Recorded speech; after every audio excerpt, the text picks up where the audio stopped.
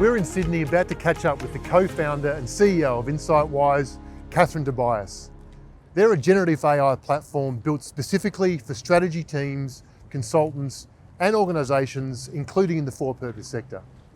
Prior to InsightWise, Katherine worked across big consulting at KPMG and government. They've just closed a global round of funding via venture capital out of California. We chat with Katherine about how critical it is to embed AI in a proven process like open strategy and the latest research in this space. Well, Katherine, it's wonderful to be here in the heart of Sydney and to have a conversation today about generative AI, your career to date, you as a founder and CEO of InsightWise, to talk a bit about what's happening in the world of AI across strategy teams, consultants, and broader. So it's wonderful to sit down with you. Thanks so much for having me, Andrew. It's great to be here. So Katherine, I thought it'd be great just to start with, just to give a bit of context. Can you give us a bit of an explanation of what InsightWise is and a bit of the why behind the concept? Absolutely. So InsightWise is an end-to-end AI platform for consultants and strategy teams. We're now the leading platform globally, operating in many different countries, and it really spans that entire consulting lifecycle. So, imagine a proposal, a brief hits your desk.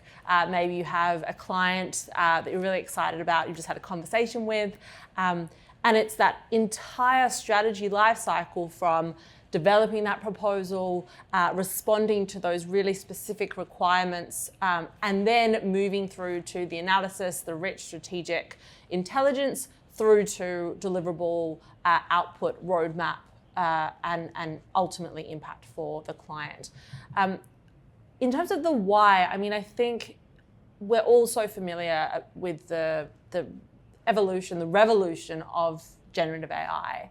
And for me, there was this gap in the market and real opportunity to take all of that incredible technology, but hone it and really build this engine that is tailor-made for consultants and the nuanced, really deep work that consultants do on a day-to-day basis. Yeah, that's wonderful to get a bit of that context. And if we can go back a bit before yourself and your co-founder InsightWise, can you talk us a bit about your career? You've had a career across strategy, consultant, government, etc. Can you give us a bit of a context of what that looked like and even some of your experience and learnings leading up to that? Yeah, absolutely. So I originally actually studied a master's at Oxford in global governance and diplomacy. So I was going to become a diplomat, maybe the Prime Minister of Australia. Who knows? That's what the plan was. But I came back to Australia just as KPMG had stood up a dedicated smart cities Internet of Things practice, which was an area that I was really interested in and had done some work in throughout my master's degree. So joined KPMG and went on to lead that team across Australia and New Zealand, working with many different government agencies, big development companies and other entities on how we could best leverage data, big analytics, Internet of Things to ultimately deliver better impacts for communities across Australia and New Zealand. I spent a number of years in that world, in that sort of deep strategy consulting space at KPMG. And then I jumped ship and joined startup. And that's really where I fell in love with the startup space. Joined at the time a very small company called me&u, which is a tap and pay ordering company. I was one of the earliest employees there, but then rode an incredible growth path with them. A year later, there are 150 of us globally. I became the head of growth. And as I say, sort of that's where my real fire for startup and building and sort of seeing that day-to-day impact was born. And then spent some time in state government, again, looking at data, technology, digital for impact for communities. But from about January last year, so just over a year and a half now, have been building InsightWise. And I think the common thread, if I think about the different experiences, the different domains that I've worked across, has been how you go from these big mountains of data, whether that be quantitative or qualitative, and deliver those really rich insights that are going to shift the dial for organizations and communities. And that's where sort of the genesis of InsightWise came about. Wonderful. I think having that experience, just listening to that across big consulting, startup, and then government, gives you that fairly unique view, very unique view across the ecosystem to really understand what's happening. Because in the strategy work that we do, strategy and open strategy, at the heart of it, it's really understanding what is the problem here that we're trying to solve and framing that as opposed to just throwing a solution at it. So it'd be great to hear a bit about that problem. You've told us a bit about that, the context. To go a bit deep in terms of some of the problems that you're seeing that InsightWise is solving and still need to be solved in that generative AI space. It'd be great to hear your thoughts on that. Yeah, so I think the traditional industry of consulting is undergoing immense transformation, immense disruption. No one really knows what that's going to look like. I think we're all on that journey of discovery. Where we saw an opportunity to build InsightWise was to take the best of the generative AI technologies, the best of the different models, stitch that together and create this engine that speaks to the work that consultants do on a very specialized, nuanced level. And so where the platform actually came from was focusing on mainly qualitative data. So you're going out as a consultant, you're maybe speaking to 20 executives in an organization. Maybe you're conducting a survey with 1,000 community members. You have this plethora of documents, of Excel spreadsheets, of video interviews. How do you go about bringing all of that together and critically analyzing that to then create the insights? So that's where the platform was born from. And with generative AI, how you can do that process much faster. I mean, I used to spend sort of days, if not weeks, holed away in rooms with post-it notes everywhere as a consultant trying to do that. Absolutely. How we can leverage generative AI to take a process that might take 4 weeks and just boil it down to 4 minutes, a couple of hours. And then thinking about what that unlocks in terms of impact and where you can really be spending more of that time. That's wonderful. In terms of the sorts of people that are using the platform, as I understand, it's a real mix. You've talked about the consulting sector and the huge change that's happening there. And then within the consulting sector, the strategy discipline itself, which we can talk a bit more about. But there's also direct customers from across different industries, including some from for-purpose, not-for-profit organisations, that, as I understand, are using the platform directly, largely for that real deep qualitative insight analysis. So the span across those different scenarios, are you seeing that evolve still over time?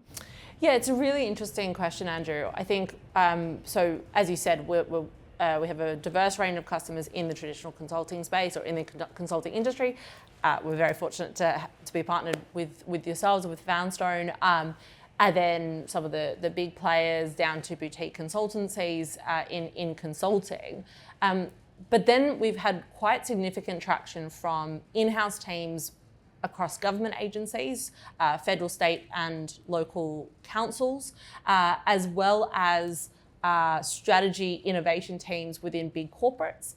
And then a growing sector for us is actually to your point, the not-for-profit or for-purpose space, where we're seeing research teams, strategy teams saying, again, if we can take these processes that typically would consume weeks, if not months of our time, how much more impact can we then generate for our communities, for our stakeholders? So we're working with the likes of Caritas Australia and some other for-purpose or not-for-profits. And I think what's been fascinating for me to see is not just the time saving, that sort of efficiency piece, but in some of the use cases, it's been, how can we actually compare these huge programs of work? We have a United Nations agency actually on board as a customer. They've used InsightWise to compare country program evaluation. So it's not just, we need to deliver this project, we're going to deliver it. It's now across the huge swath of our research, what are the insights we can draw across that we haven't looked at before, that's really unlocking sort of innovative approaches to their work. Yeah, there's some fascinating examples. I think, can we go back a bit just before we explore the strategy space and the AI space a bit more? The founding journey, including the venture capital funding that you have and is going forward.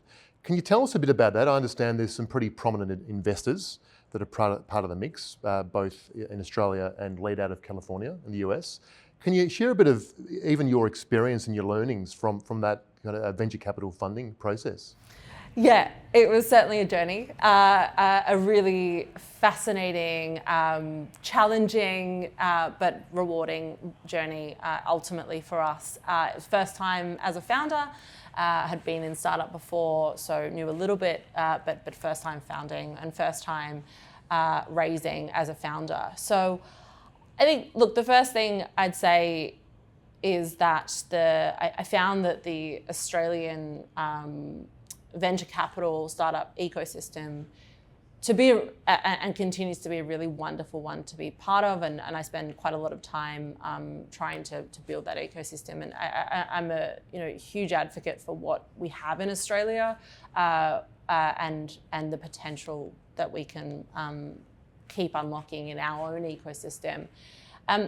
As you mentioned, we're very fortunate with the investors that we have around our table. We raised our pre-seed round, our first round of capital earlier this year. And from day one for me, the focus was on those people. I think it's very easy to get caught up in the number that you're chasing, the cash on the table, who's just writing you a check. And for me, it was, this is a journey that I hope to be on for many years, and a journey that's uncertain in terms of what does the future of consulting look like, and we're sort of crafting that as we go. So for me, the investor ecosystem was critical, and we've been very fortunate in the sense that our lead investor is based in California. They're called Alivia Ventures. We also have a family office here called No Brand Holdings, who've been huge champions of us from day one, as well as Robin Denham's family office, Wallamai Capital. And then we have some phenomenal angels, some of whom are part of a syndicate in Australia called FB10X, and there are some senior partners involved from Bain and other big consultancies, as well as some angels out of the US who bring significant strategic capital, a former managing director of Baker Tilly. So it's that mix of people who know how to scale businesses, people who deeply understand the strategy consulting industry, understand the challenges and opportunities that industry is facing, and then obviously that mix of geography as well. That's been really wonderful for us, and will hopefully continue on our journey. Yeah, that's great to hear the mix of both the local and the US global-based investors. So congratulations, well done for getting it to where it is and the path forward. We've talked a bit about, as you mentioned, Foundstone, we're partnering with InsightWise and using your GenAI, the qualitative insights tools for a lot of the work we do. We've talked a bit about where GenAI is on the adoption curve. It's become mainstream, hasn't it? Really, from the launch of ChatGPT a while back, and we've talked a bit about getting the balance between having a really good product, but then having that product embedded to actually help broader system change management and reform, as opposed to just doing a very small part of that. And I know we've talked about the recent MIT research, and it'd be good to hear some more of your views on that. How would you describe, those organisations that are doing it well, embedding AI, compared to those ones perhaps that have used it without not a whole lot of thought of what it means, the return on investment, etc.? Yeah, Andrew, I think we're at a really interesting point in the hype cycle, in the sort of trajectory of adoption. I think to date, a lot of the focus has been on the latest model, the shiny tech, which is obvious because of how exciting and how transformative it's been. So it's obviously to be expected. But where I think there's some really interesting and exciting sort of synergies between what we're doing and the open strategy and what sort of you're championing at Foundstone is that broader focus on process, on change management, on that embedding. So how you go from point solutions to scale, how you take whole organizations, sometimes huge organizations, on those journeys. So you mentioned the MIT study that was just released a couple of weeks ago. One of the big takeaways for me from that study was that there've been so many attempts at AI pilots to date that have just been those point solutions, throw ChatGPT at a problem, Yes. It'll solve all of our issues, without that focus on the broader ecosystem, the broader workflows. And what I think is very interesting, and what I haven't seen articulated that clearly yet in the consulting space, is as opposed to just thinking about how we're going to replace workflows or replace processes in this sort of one-to-one fashion, how can we actually transform and reimagine those workflows? And I think that's where the open strategy piece comes in, and could be really transformational, because it's thinking about not just traditional strategy with a generative AI overlay, but actually a new approach and with generative AI as the powerhouse, as the sort of enabler to that approach. Yes, yeah, that's a really good description. I think of a complex ecosystem, isn't it? And I really resonate when you talk about looking at what change do we need in an overall workflow, in structures, and dare I say organisational culture and mindsets, and we might get to that in a second. That all those aspects are so important, aren't they? As you've described, there's a lot of really good products out there. But from what we observed, and one of the reasons why we've really leaned into and invested our time and in partnership with yourselves, is we really want to build that ecosystem together. So solving some of those perhaps manual consulting processes, that's key to it. But it's also in that real thought partner space where you've talked about those qualitative insights. If you can pair that with human judgment, reasoning, still executives are still making those tough decisions, but if you pair those things together, we're seeing it in that thought partner type led approach is really valuable. And so do you see in those different sectors you talked about, right from starter to for purpose to government, do you see some overlying themes and principles of how leaders are really embedding it quite well across those different areas? Yeah, I think one thing that stands out across the board is the people and how leaders are thinking about taking people on a journey. And it is scary, it is new, how you're creating those cultures where experimentation is valued. There's not that kind of fear of failure, fear of uncertainty.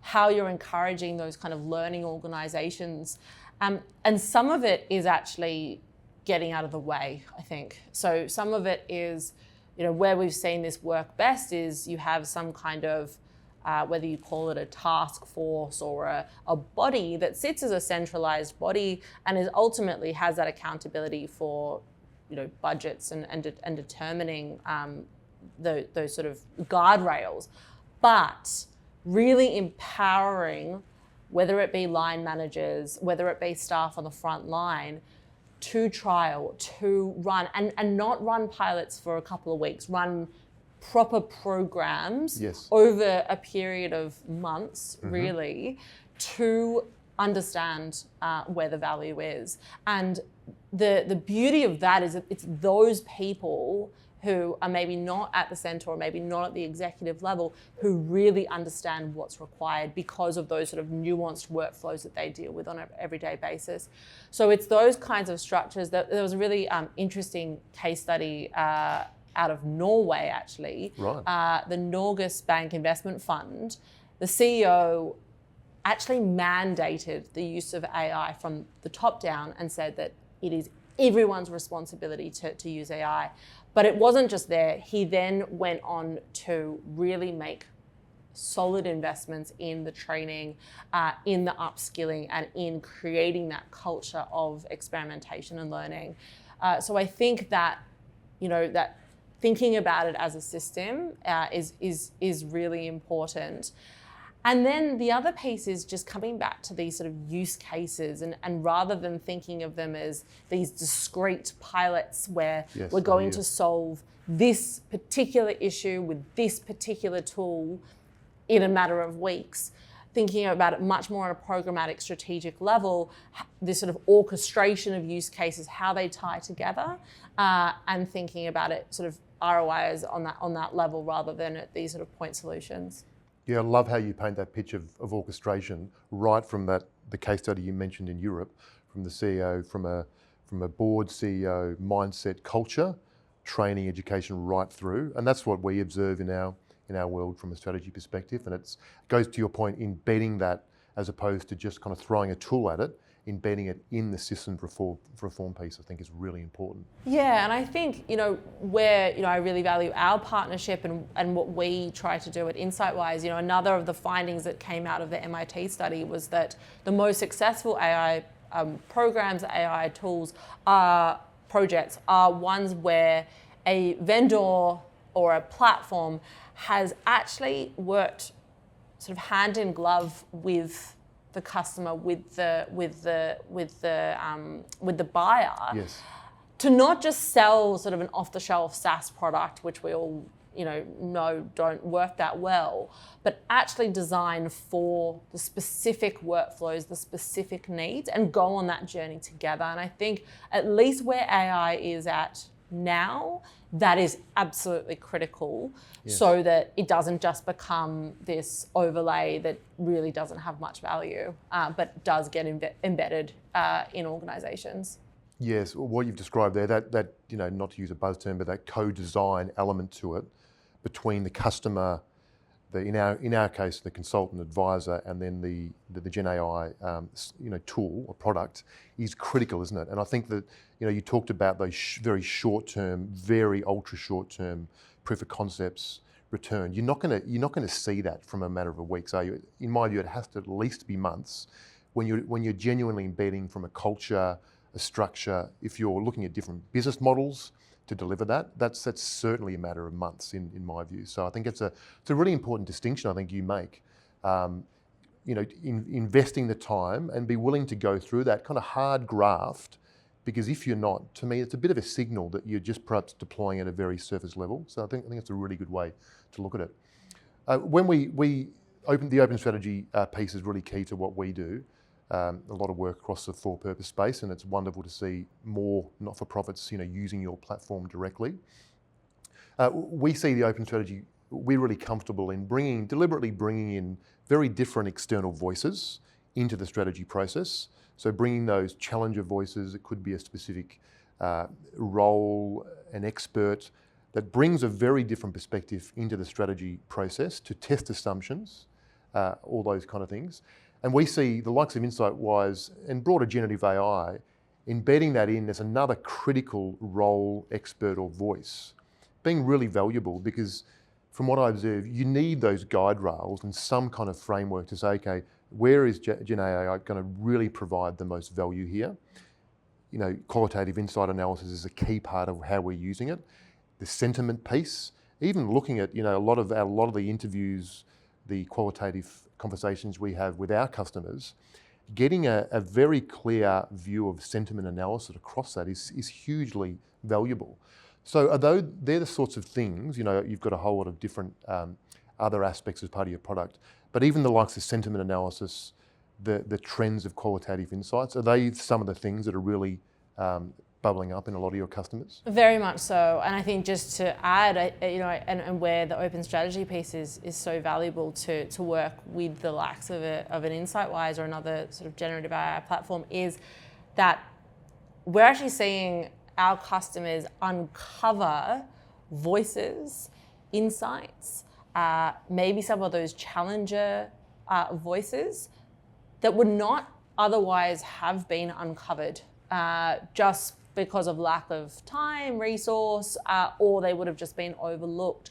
So not only are platforms like ours, adding another voice. They're actually uncovering voices that were already there. That's really interesting. And from an inclusion perspective, we work, as I said, with a number of government agencies that are conducting huge community engagement, community stakeholder research, making sure all of those voices are heard, and critically having a chain of evidence has been fundamental. So being able to replay almost in a real time way, or at least in a very, very iterative kind of form, play back to communities, play back to stakeholders, why certain decisions, why certain insights have bubbled to the surface.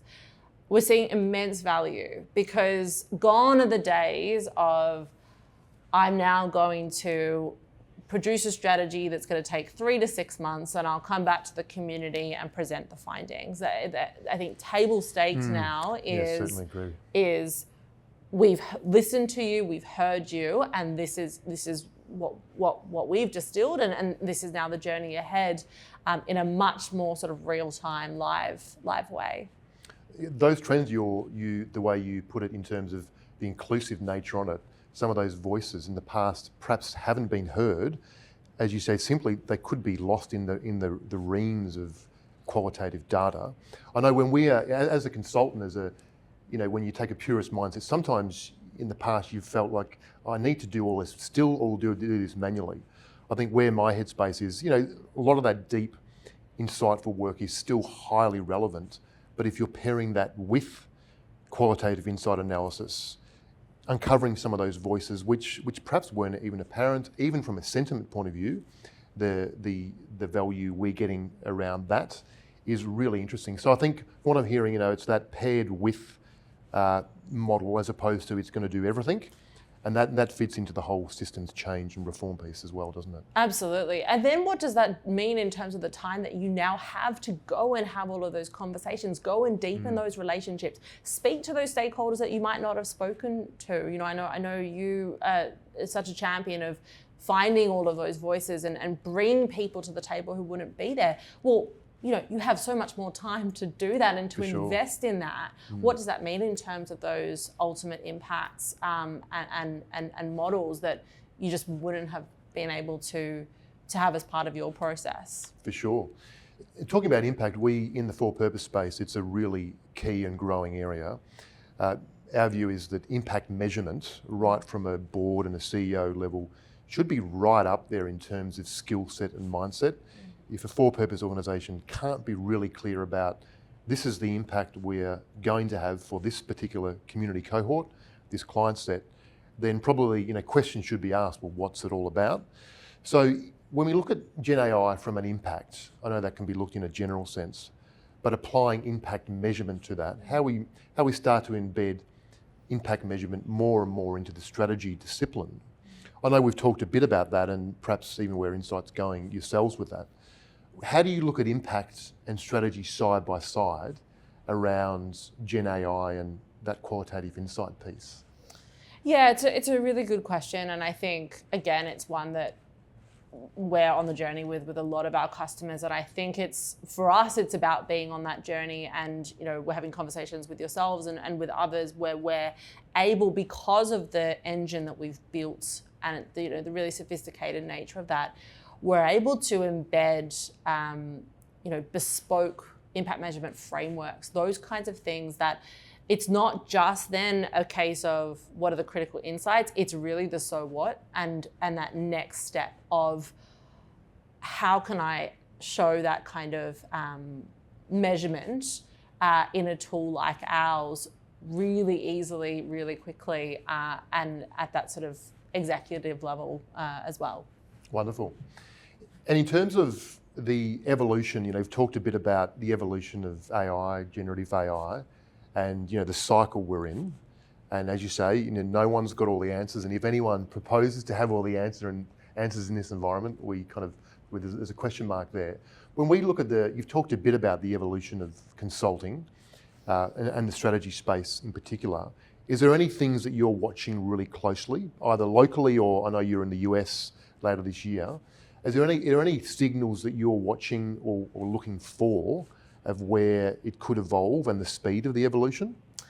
I think the thing that I am laser focused on is around the articulation and the reinvention of value propositions when you can delegate what used to take huge amounts of time to AI. I think that the consultancies, the businesses that really crack that and can demonstrate value propositions that are based on outcomes, not based on input, not based on billable hours, and again, take their own clients on that journey, are going to be the winners in this.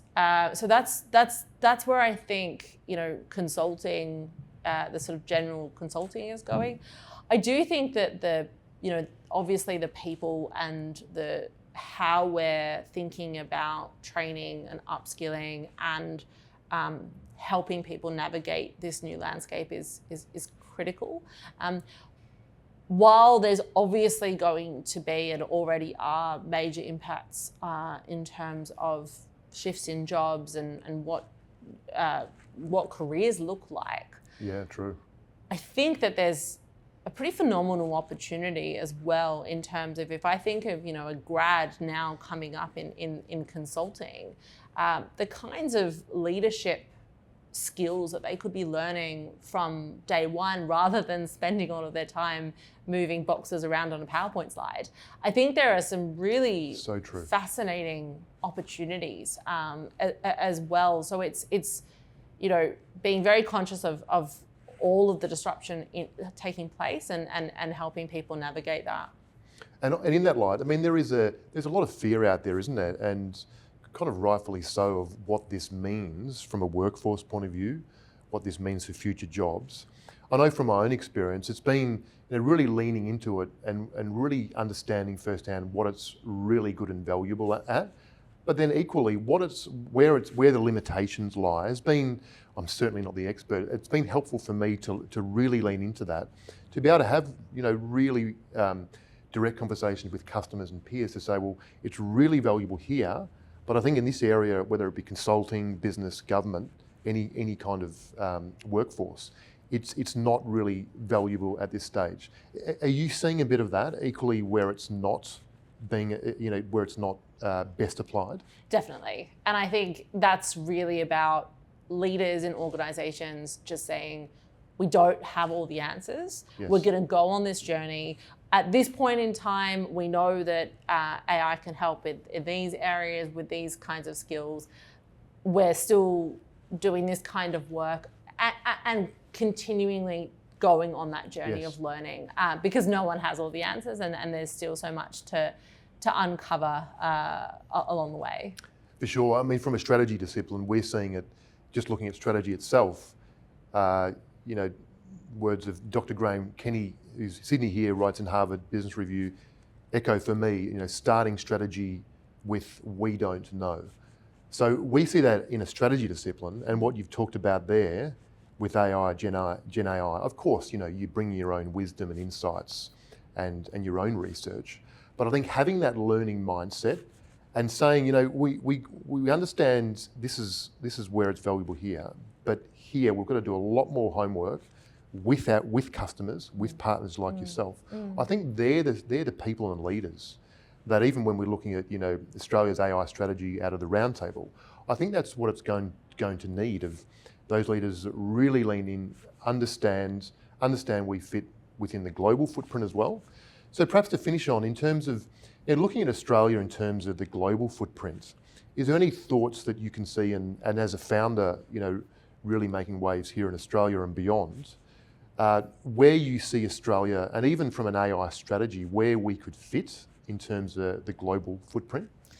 Yeah, I mean, I'm really optimistic about our capability, about our kind of adoption and our appetite for adoption.